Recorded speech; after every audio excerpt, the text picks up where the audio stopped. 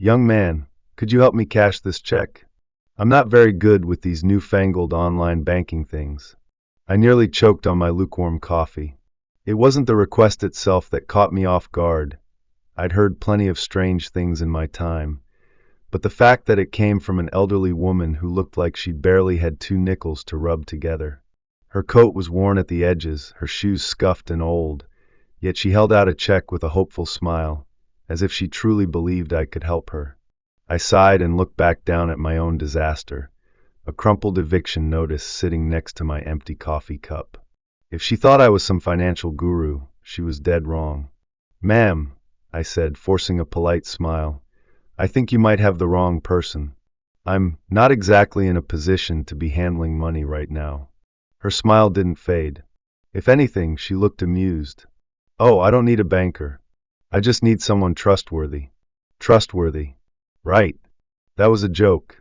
If I had been trustworthy, I wouldn't have lost everything. 3 years ago, I was a successful businessman, or at least I thought I was. I had my own startup, a promising investment, and enough confidence to believe I was invincible. Then the market turned and I lost everything. My savings, my house, my reputation gone. Now I was living in a tiny rundown apartment, barely scraping by with odd jobs while dodging calls from creditors. And yet, here I was being asked to cash a check for a stranger. I glanced at the check, expecting it to be for something like 10 or 20 bucks. Something a struggling pensioner might need help with. Instead, my eyes nearly popped out of my skull. $100,000. I blinked. Looked again. Nope, still there. I let out a short, incredulous laugh. This can't be real." The old woman tilted her head. "Oh, it's very real. I just need someone to help me cash it." I stared at her, waiting for the punchline. Was this a scam? Some elaborate joke? Or maybe she was just confused, handing me an old check from decades ago. But she just sipped her tea, perfectly calm, as if she hadn't just dropped a bombshell into my already miserable day. "Why don't you just take it to the bank yourself?" I asked, still half expecting her to tell me this was all a mistake. She wrinkled her nose. "I don't trust banks. And online banking? Forget it. Too complicated. But you seem like someone who knows how to handle these things." "Oh, lady, if you only knew." I hesitated. Every rational part of me screamed that this was too good to be true. And yet, something about her made me pause. She didn't seem desperate. She didn't seem like she was trying to trick me. If anything, she looked entertained, as if she was enjoying watching my brain short-circuit. I glanced at my eviction notice again. What did I have to lose? "All right," I sighed, rubbing my temples. "I'll take it to the bank. But if they laugh me out of the building, you owe me another cup of coffee." She beamed. "Deal." I walked into the bank, trying to look like I belonged. It wasn't easy. My jeans were a little too worn, my jacket a little too old, and my face had the distinct expression of a man who had nothing left to lose. The teller, a young woman with sharp eyes, gave me a once-over as I slid the check across the counter. "I'd like to cash this." She picked it up, glanced at the number, and then looked back at me, her expression shifting from boredom to suspicion. "I'll need to verify this." "Take your time," I said, trying to sound casual. Meanwhile, my heart was pounding so hard I thought it might break through my ribcage. She disappeared into the back. I could see her through the glass door, talking to a manager. Then another person joined them. Then another. I started sweating. Any second now, I expected security to come marching out and throw me onto the street. But instead, the manager, a serious-looking man in a suit, stepped out and approached me. "Sir," he said, his tone unreadable, "could I ask where you got this check?" "Here we go." I braced myself. An elderly woman gave it to me. She said she didn't trust banks and asked me to cash it for her. The manager raised an eyebrow, then glanced back at his colleagues. After a tense pause, he finally said, "The funds are available." I almost dropped to the floor. "What?" "The account is active, and the balance covers the check," he confirmed, handing it back to the teller. "We can process the withdrawal." I stood there, stunned, as the young teller started the transaction. This wasn't a joke. This wasn't a scam. This was real.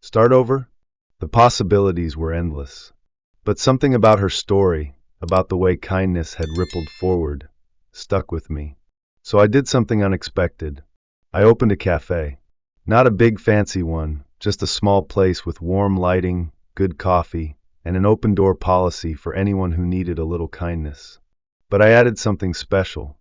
At the back of the cafe, on one long wall, I put up a giant chalkboard with a sign that read, "The Kindness Chain."